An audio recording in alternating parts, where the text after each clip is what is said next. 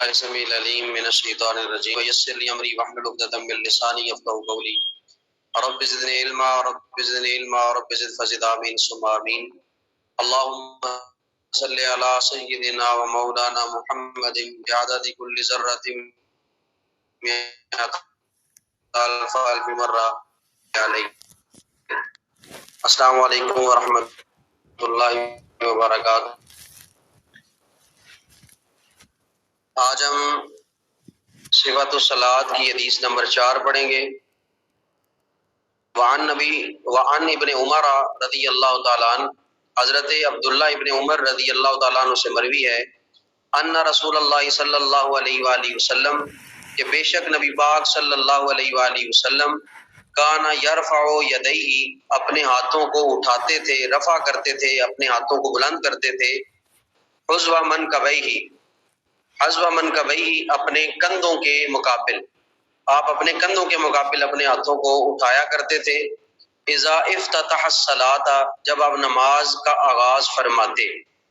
وَإِذَا كَبَّرَ لِلرُّكُوعِ، اور جب آپ رکوع کے لیے تکبیر کہتے. وَإِذَا رَفَعَ رَأْسَهُ مِنَ الرُّكُوعِ رَفَعَهُمَا، اور جب آپ رکوع سے سر اٹھاتے. رَفَعَهُمَا کذالک، اسی طرح آپ اپنے ہاتھوں کو بلند کیا کرتے تھے، یعنی رفع یدین کیا کرتے تھے. وَقَالَ سَمِعَ اللَّهُ لِمَنْ حَمِدَ، اور فرماتے سَمِعَ اللَّهُ لِمَنْ حَمِدَ، سَمِعَ سنا، اللہ اللہ نے، لمن اس کو، حامدہ جس نے اس کی حمد کی. ربنا لک الحمد، ربنا اے ہمارے رب، لک الحمد تیرے لیے تمام تعریفیں ہیں. وَكَانَ لَا يَفْعَلُ ذَلِكَ فِي السُّجُودِ، اور آپ سجدوں میں رفع یدین نہیں تھے. وَكَانَ ذَلِكَ، اس طرح فی السجود، سجدوں. دوبارہ سماعت کریں. وعن ابن عمر رضی اللہ تعالیٰ عنہ، حضرت عبداللہ ابن عمر رضی اللہ تعالیٰ عنہ، حضرت عمر رضی اللہ تعالیٰ عنہ کے بیٹے ہیں حضرت عبداللہ.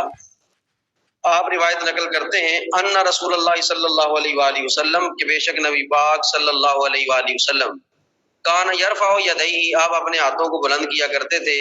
حذو منکبیہ، اپنے کندھوں کے مقابل، جب آپ اپنی نماز کا آغاز فرماتے. وَإِذَا كَبَّرَ لِلرُّكُوعِ، اور جب آپ رکوع کے لیے تکبیر کہتے.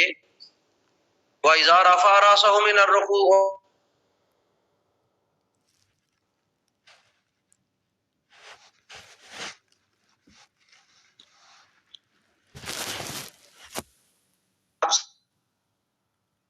سَمِعَ اللَّهُ لِمَنْ حَمِدَ رَبَّنَا لَكَ الْحَمْدُ، آپ ارشاد فرمایا، اور آپ اپنے ہاتھوں کو بلند کرتے تھے.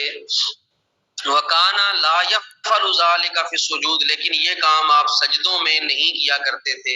متفق علیہ.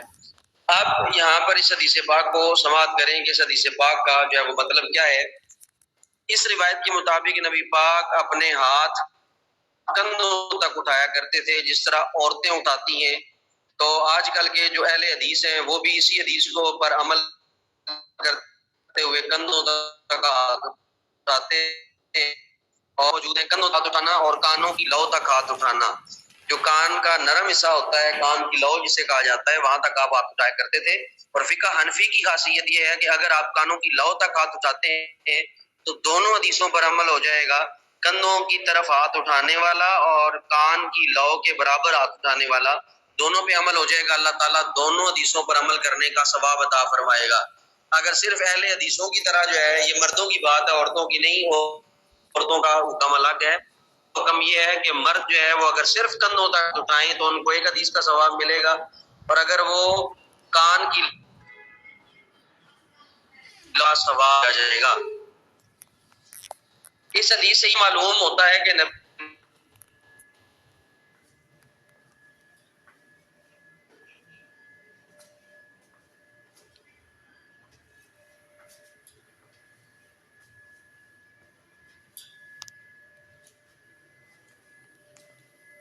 صحیح بخاری کے اندر جو آپ نے شرح صحیح بخاری لکھی ہے علامہ عینی نے، عمدۃ القاری جو ہے وہ شرح عینی جو آپ نے لکھی شرح بخاری کی، اس میں آپ نے جو ہے وہ ارشاد فرمایا کہ سیدنا عبداللہ ابن زبیر نے ایک شخص کو رکوع میں جاتے آتے رفع یدین کرتے دیکھا تو فرمایا ایسے نہ کیا کرو، یہ وہ کام ہے جسے نبی پاک نے اولن کیا تھا پھر آپ نے چھوڑ دیا تھا.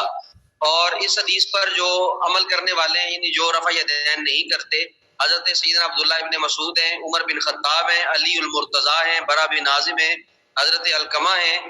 جید صحابہ اس حدیث کو جو ہے وہ منسوخ مانتے تھے اور کہتے تھے کہ نبی پاک صلی اللہ علیہ وسلم نے آخری عمر میں رفع یدین کرنا چھوڑ دیا تھا. اسی طرح حضرت عبداللہ ابن عمر کے پیچھے جو ہے وہ حضرت مجاہد نے جو ہے وہ نماز پڑھی. آپ بیان فرماتے ہیں کہ آپ نے سوائے تکبیر اولیٰ کے کسی وقت ہاتھ نہ اٹھائے.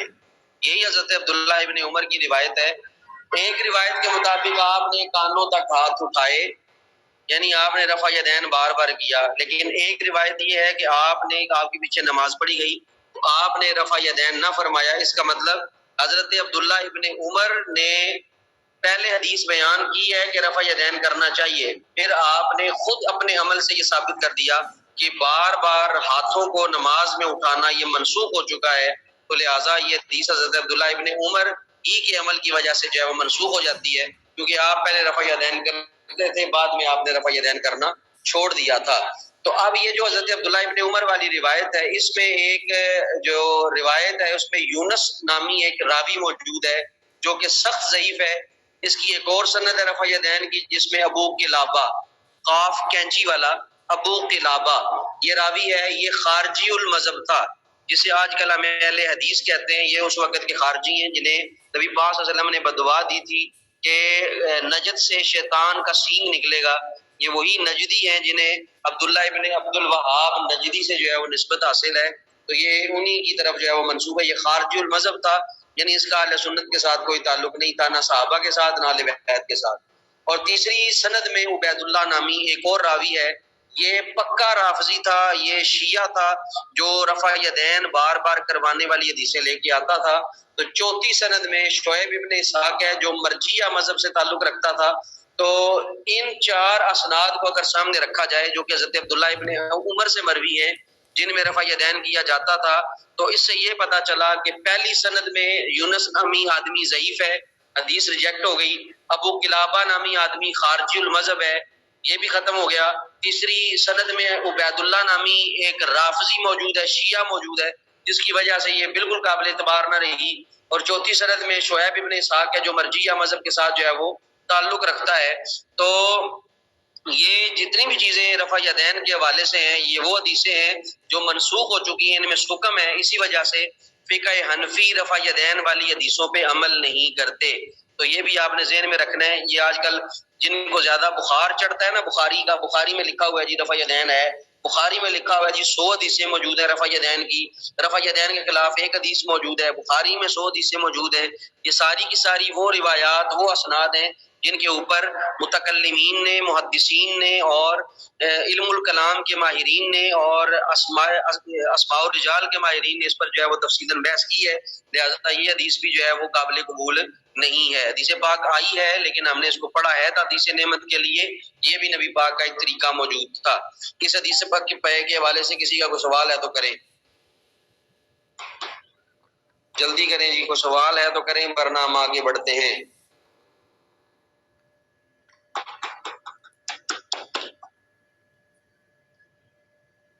اتر مکاسو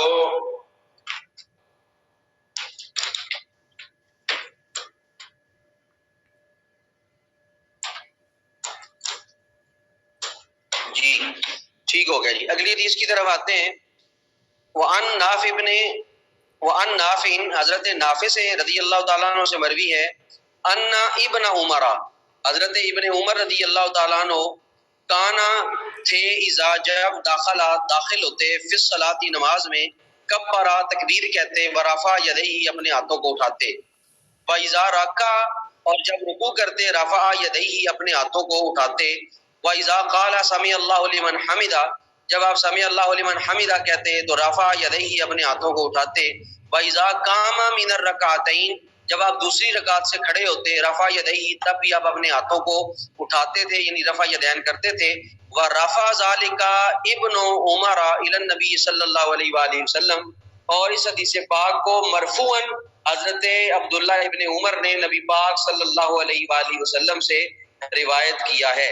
تو یہاں پر دوبارہ ترجمہ سماعت کریں. ان نافع، حضرت نافع سے مروی روایت ہے. ان ابن عمر، حضرت عبداللہ ابن عمر رضی اللہ تعالیٰ عنہ، کان اذا دخل فی الصلاۃ، جب نماز میں داخل ہوتے، کبرا تکبیر کہتے، ورفع یدیہ اپنے ہاتھوں کو بلند کرتے، یعنی رفع یدین کرتے، واذا رکع رفع یدیہ اور جب رکوع کرتے تو رفع یدین کرتے، واذا قال سمع اللہ لمن حمدہ اور جب آپ سمع اللہ لمن حمدہ کہتے رفع یدیہ اپنے ہاتھوں کو بلند کرتے، رفع یدین کرتے، واذا قام من الرکعتین رفع یدیہ اور جب آپ کھڑے ہوتے دو رکعتوں کے بعد تب بھی آپ رفع یدین کرتے، ہاتھوں کو اٹھاتے کندھوں تک یا کانوں کی لو تک.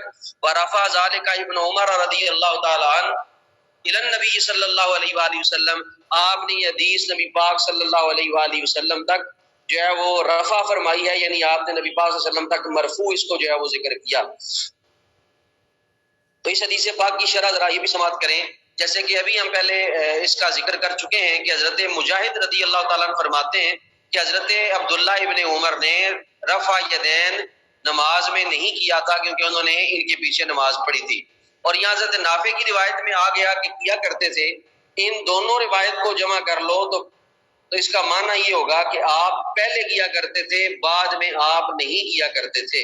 تو رفع یدین پہلے تھا، بعد میں جو ہے وہ منسوخ کر دیا گیا. تو جتنی بھی یہاں پر روایات موجود ہیں یہ وہ ہیں جو کہ منسوخ ہو چکی ہیں. نبی پاک صلی اللہ علیہ وسلم کا آخری عمر میں یہ عمل نہیں تھا، آپ نے آخری عمر میں اسی طرح نماز پڑھی جس طرح فقہ حنفی کی روایات موجود ہیں، جس طرح ہم نماز پڑھتے ہیں اسی طرح جو ہے وہ نبی پاک صلی اللہ علیہ وسلم نے آخری عمر میں نماز پڑھی. گویا درست طریقہ وہی ہے جو فقہ حنفی نے بیان کیا ہے. حدیث نمبر 6 ہے وعن مالک ابن حویرث، حضرت مالک بن حویرث رضی اللہ تعالیٰ عنہ سے مروی ہے، قال کان رسول اللہ صلی اللہ علیہ وآلہ وسلم، کہ نبی پاک صلی اللہ علیہ وآلہ وسلم اذا کبر رفع یدیہ حتی یحاذی بہما اذنیہ. یہ وہ حدیث پاک ہے جس کا میں ابھی ذکر کر رہا تھا آپ سے. اذا کبر جب تکبیر کہتے، رفع یدیہ اپنے ہاتھوں کو اٹھاتے، حتی یہاں تک کہ یحاذیہ کہ وہ محاذی ہو جاتے، مقابل ہو جاتے، بہما اپنے دونوں انگوٹھوں کو، دونوں ہاتھوں کو، بہما اذنیہ اپنے دونوں کانوں کے برابر، یعنی اپنے دونوں ہاتھ اس طرح اٹھاتے کہ آپ کے کانوں کے مقابل وہ دونوں ہاتھ ہو جاتے. وَإِذَا رَفَعَ رَأْسَهُ مِنَ الرُّكُوعِ جب آپ رکوع سے سر اٹھاتے، فَقَالَ سَمِعَ اللَّهُ لِمَنْ حَمِدَ آپ سَمِعَ اللَّهُ لِمَنْ حَمِدَ کہتے، فَعَلَ مِثْلَ ذَلِكَ تو آپ اسی طرح کیا کرتے تھے. حتی یحاذی بہما فروع اذنیہ یہاں تک کہ آپ اپنے ہاتھوں کو، ایک روایت کے مطابق یہ ہے کہ آپ اپنے ہاتھوں کو اٹھاتے، فروع اذنیہ، فروع کہتے ہیں لو کو، کان کی نرم حصے کو لو کہا جاتا ہے اور فروع کہا جاتا ہے. حتی یحاذی بہما فروع اذنیہ یہاں تک کہ آپ کان کی لو تک اپنے ہاتھوں کو جو ہے وہ اٹھایا کرتے تھے. مردوں کے لیے حکم ہے کان کی لو تک ہاتھ اٹھانا. اگر یہ کان کی لو تک ہاتھ اٹھائیں گے تو دونوں حدیثوں پر جو ہے وہ عمل ہو جاتا ہے. اور اگر صرف کندھوں تک اٹھاتے ہیں جس طرح وہابی کرتے ہیں، اہل حدیث کرتے ہیں، تو یہ عورتوں کا طریقہ ہے. اس کا مطلب یہ جو وہابی مسلک ہے زیادہ تر یہ زنانہ مسلک ہے. اللہ تعالیٰ ہمیں ان کو سمجھنے کی بھی توفیق عطا فرمائے اور ان کو جاننے کی بھی توفیق عطا فرمائے.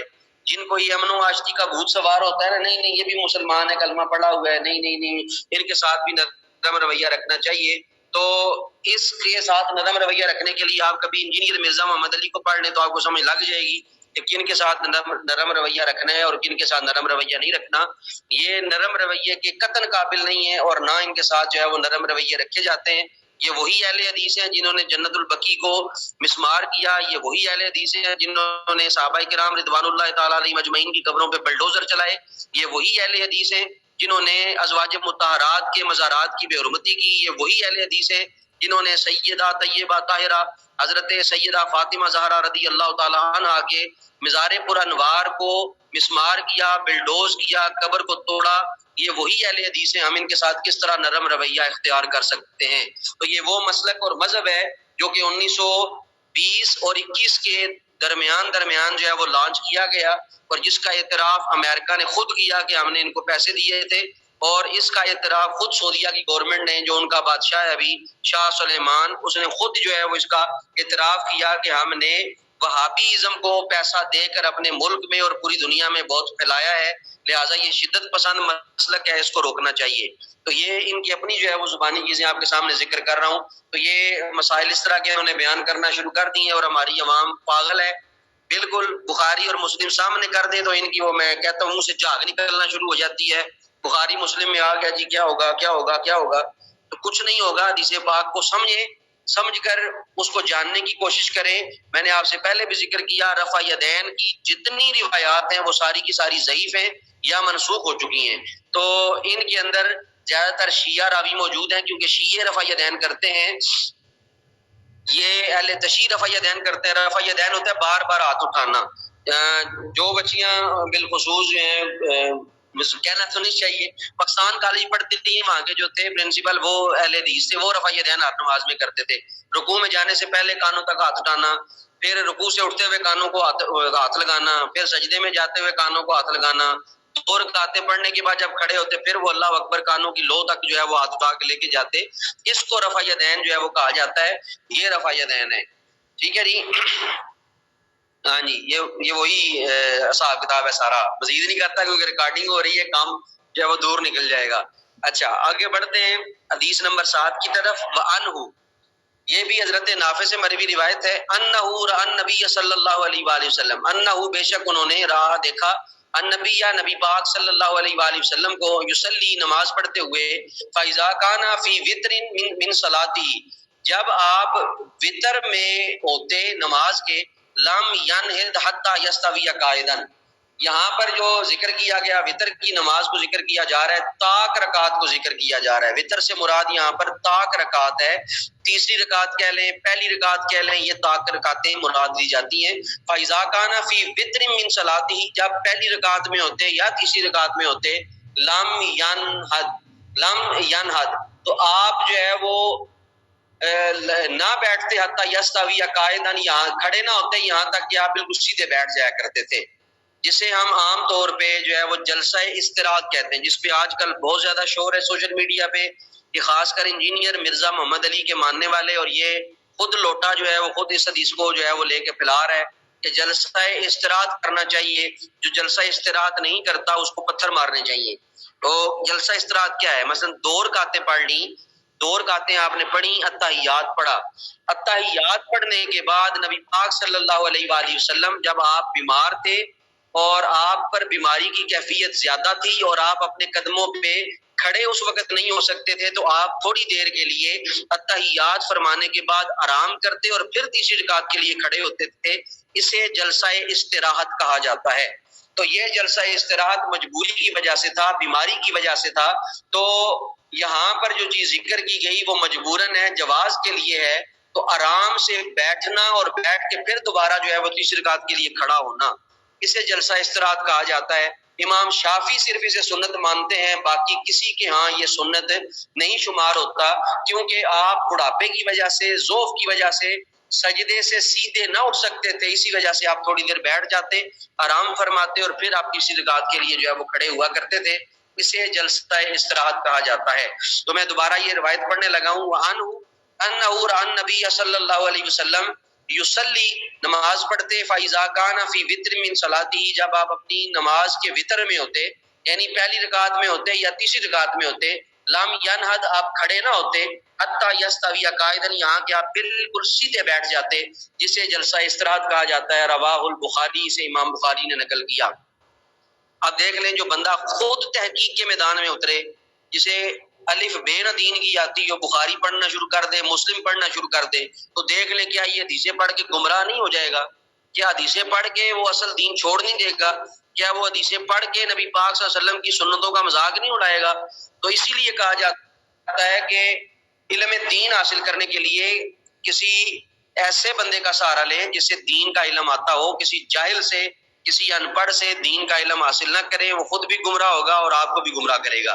تو اسی طرح آپ از خود اگر قرآن پاک پڑھتے ہیں, از خود حدیث پاک کا مطالعہ کرتے ہیں, تو کچھ چیزیں ہماری سمجھ میں نہیں آتی. ہمارے ذہن نبی پاک صلی اللہ علیہ وسلم کے فرامین کو سمجھنے سے قاصر ہیں, ان کی تحویلات کو, ان کی تعویلات کو اور ان کی تشریحات کو ہمارے ناقص ذہن نہیں سمجھ سکتے, کیونکہ ہم گناہ گار لوگ ہیں اور ہمارا ذہن اس طرف جو ہے وہ نہیں جا سکتا, نہ ہم وہاں پہنچ سکتے ہیں.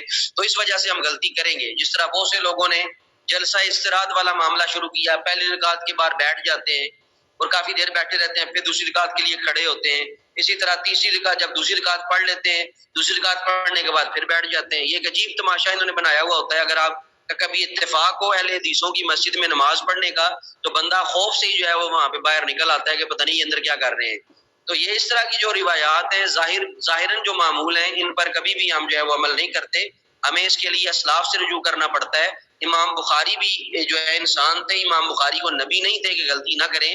امام بخاری بھی جو ہے انہوں نے حد الامکان کوشش کی کہ بخاری شریف کو میں صحیح طریقے کے ساتھ امت تک پہنچاؤں، لیکن امام بخاری کے اپنی کوشش تو درست رہی، لیکن جوں بعد میں پبلیکیشنز آتی رہیں، لوگوں نے پبلش کرنا شروع کیا، اس میں بہت سارے لوگوں نے ڈنڈی ماری ہے، حتیٰ کہ پرانے نسخے اگر بخاری شریف کے نکالے جائیں تو وہاں پر وہ حدیثیں موجود ہیں جو آج کل کے بخاری کے نسخے میں موجود نہیں ہیں۔ ساری وہ حدیثیں موجود ہیں جو اہل سنت، حنفی، بریلوی عقائد اور ان کے تمام تر معمولات کی جو ہے وہ ترجمانی کرتی ہیں۔ ان لوگوں نے جو ہے وہ چال اور سازش کے ذریعے وہ حدیثیں بھی نکال دی۔ کسی کا اتفاق ہو 1 صدی پہلے یا 1.5 صدی پہلے کی بخاری شریف پڑھنے کا تو وہ دیکھ لے کہ اس میں بھی زمین آسمان کا فرق ہوگا۔ آپ کو جو ہے وہ حدیثیں وہ اور ہوں گی اور یہاں پہ آپ کو اور حدیثیں نظر آئیں گی۔ اس لیے کہا جاتا ہے کہ آج خود تحقیق کا گھوڑا نہ دوڑائیں ورنہ آپ جو ہے وہ گمراہ ہو جائیں گے۔ تو یہ آپ نے آج جو ہے وہ 3 سے 4 حدیثیں جو ہے وہ پڑھی ہیں، ان حدیثوں کو سمجھیں اور ان کو ذہن نشین کرنے کی کوشش کریں، کیونکہ آپ کا واسطہ پڑے گا ان لوگوں سے، اور یہ خاص کر جو یہ مائیاں ہاتھ باندھ کے کیا اسے کہتے ہیں ہاتھوں پہ وہ دستانے پہن کے پھر رہی ہوتی ہیں، یہ آپ سے جو ہے وہ زیادہ آپ کو تنگ کریں گی ان حدیثوں کے معاملے میں۔ تو ان چیزوں کا جو ہے وہ آپ ذرا ذہن نشین فرمائیں، ان حدیثوں کو دیکھیں تاکہ آپ کو سمجھ آئے۔ یہ صرف جو ہے وہ جواز کے لیے بیٹے، جواز کے لیے ہی بتا رہا ہوں۔ اگر کوئی بندہ تھک گیا ہے، کوئی بیمار ہے، نہیں کر سکتا، نہیں زیادہ دیر کھڑا ہو سکتا تو وہ تھوڑی دیر بیٹھ جائے گا اور پھر جو ہے وہ کرے گا، لیکن کوشش یہ کرے کہ وہ مکمل کھڑے ہو کے ہی نماز پڑھے۔ تو یہ جواز کے لیے ہے۔ اگر کوئی اتنا بیمار ہے کہ وہ نہیں کھڑا ہو سکتا تو بیٹھنے کا جواز موجود ہے، اس کے لیے سجدہ کرنے کے بعد تھوڑی دیر بیٹھ جانا، استراحت کرنا تاکہ اس کا جسم جو ہے وہ سٹیبل ہو جائے، پھر وہ تیسری رکعت کے لیے کھڑا ہو، تو اس کے لیے اتنا ضرور جائز ہے۔ لیکن یہ بھی ذہن میں رکھیے گا کہ اگر کوئی واجب دیر تاخیر سے ہوتا ہے، مثلا آپ تندرست ہیں اور آپ جان بوجھ کے بیٹھ جاتے ہیں تو آپ جو ہے وہ فرض کے اندر تاخیر کر رہے ہیں۔ فرض کیا ہے؟ آپ کا قیام کرنا، کھڑے ہونا۔ آپ فرض میں تاخیر کر رہے ہیں، فرض میں تاخیر کرنے سے سجدہ سہو واجب ہو جاتا ہے۔ اس حدیث سے پھر بہت سارے مسائل جو ہیں وہ سامنے آنا شروع ہو جائیں گے، تو لہٰذا کوشش یہ کریں کہ حد الامکان کہ آپ جو ہے وہ زندگی میں چلو 1 آدھ مرتبہ جلسہ استراحت بندہ نفل میں کر لیتا ہے، نفل میں کر لے تاکہ سنت پر عمل ہو جائے، اور نبی پاک صلی اللہ علیہ وسلم کی یہ سنت جو ہے وہ نفل میں ہم زندہ کر سکیں، تو بندہ چلو نفلوں میں یہ کر سکتا ہے، لیکن فرض نماز میں کوشش کریں جو طریقہ منقول ہے اسی طریقہ کے مطابق جو ہے وہ آپ نماز پڑھتے رہیں۔ ٹھیک ہو گیا جی؟ کوئی اور سوال ہے تو بتائیں۔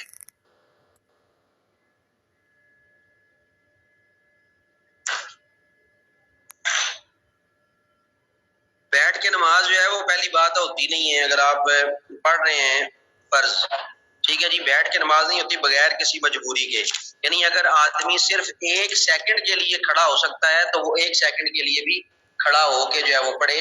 نفل کے لیے الگ حکم ہے، نفل بیٹھ کے بھی پڑھے جا سکتے ہیں، کھڑے ہو کے بھی پڑھے جا سکتے ہیں، اس میں کوئی جو ہے وہ بات نہیں ہے۔ اگر کوئی بیٹھا ہوا ہے دوسری رکعت میں کھڑا ہو جاتا ہے تو خلاف سنت ہے، لیکن پھر بھی اگر کرتا ہے تو اس کی نماز جو ہے وہ ہو جائے گی۔ یہ نفل نماز کے لیے فرض میں ایسا کرنا درست نہیں ہے۔ ٹھیک ہو گیا جی؟